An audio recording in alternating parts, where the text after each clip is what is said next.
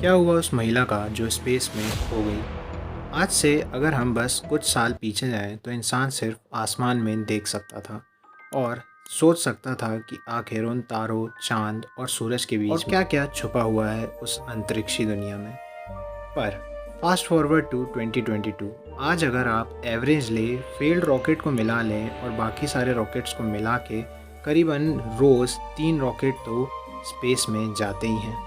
इंसानों ने इतने सालों में बहुत ज़्यादा टेक्नोलॉजिकल तरक्की तो करी ही है, बट और भी ज़्यादा इवॉल्व हुए हैं और हज़ारों सक्सेसफुल सैटेलाइट्स भी बनाई हैं और भी बहुत सी चीज़ें। पर आप लोग अंदाज़ा लगा ही सकते हैं कि स्पेस जितनी बड़ी जगह को पूरा एक्सप्लोर करने में नामुमकिन नहीं, असंभव है।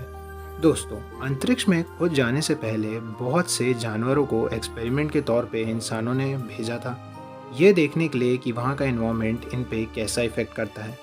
जिनमें से सबसे पहली फीमेल डॉग लाइका स्पेस में गई थी और उसकी कहानी आपको रुला डालेगी। उसके बाद पहला बंदर जिसका नाम हैम था, उसे अंतरिक्ष में भेजा गया और उसकी भी कुछ ऐसी ही मौत हुई। जानवरों के साथ इतने एक्सपेरिमेंट करने के बाद इंसानों को भेजना शुरू किया गया।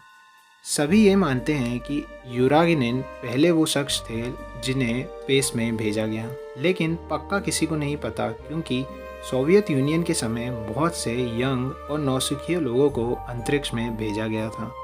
आज हम आपको एक बहादुर महिला की कहानी सुनाएंगे जो कि ऐसे ही अर्ली 90s में अंतरिक्ष में भेजी गई थी और आगे फिर जो हुआ वो आप जान के हैरान हो जाएंगे। पुराने टाइम में अमेरिका बहुत ज़्यादा पागल था स्पेस और अंतरिक्ष को एक्सप्लोर करने के लिए। अमेरिकी लोग अंतरिक्ष में सबसे पहले जाने के लिए कुछ भी करने को तैयार थे उस समय।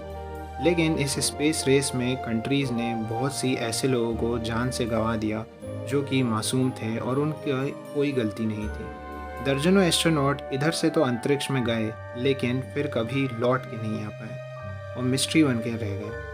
ऐसी ही एक स्पेस मिस्ट्री इटली के दो भाइयों ने दुनिया के सामने रखी। ये लोग हर साल हर दिन लगातार स्पेस में सिग्नल भेजते थे जो कि इनकी कोड वाली भाषा में होता था।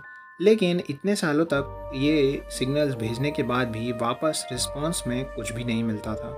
लेकिन एक दिन नवंबर 1963 के समय आया जब उन्होंने रिस्पांस में अंतरिक्ष से बहुत अजीब सा सिग्नल सुना जो कि मॉर्स कोड में था। उन्होंने उस सिग्नल को पकड़ा और डिकोड किया, तब बहुत ही हैरान कर देने वाली बात सामने आई। उस सिग्नल में एक महिला की आवाज़ थी जो कि डरी हुई थी और दर्द से कर्रा रही थी। वो धरती पे वापसी की तैयारी में थी पर आ नहीं सकती थी और दर्द से चिल्ला चिल्ला कर मर रही थी। हम आपको उसका असली ऑडियो क्लिप भी सुना देते हैं।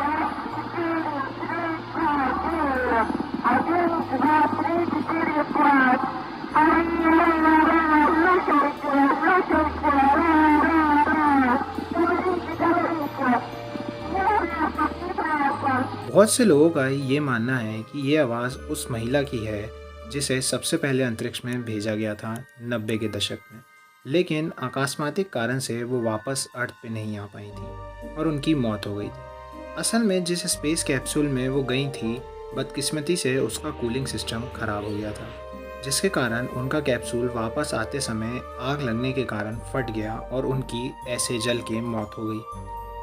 इस काम को करने के लिए उन दोनों भाइयों को तो अवार्ड मिला नासा की तरफ से, पर इस रहस्य को कोई सुलझा नहीं पाया आज तक, क्योंकि जांच में ये सामने आया कि महिला को सोवियत की तरफ से अंतरिक्ष में भेजा गया था, लेकिन जब उनका ये मिशन बुरी तरह से फेल हुआ तो सोवियत गवर्नमेंट ने इससे रिलेटेड सारे सबूत मिटा दिए। यानी हो सकता है कि आज तक वो स्पेस कैप्सूल ऊपर ही घूम रहा हो।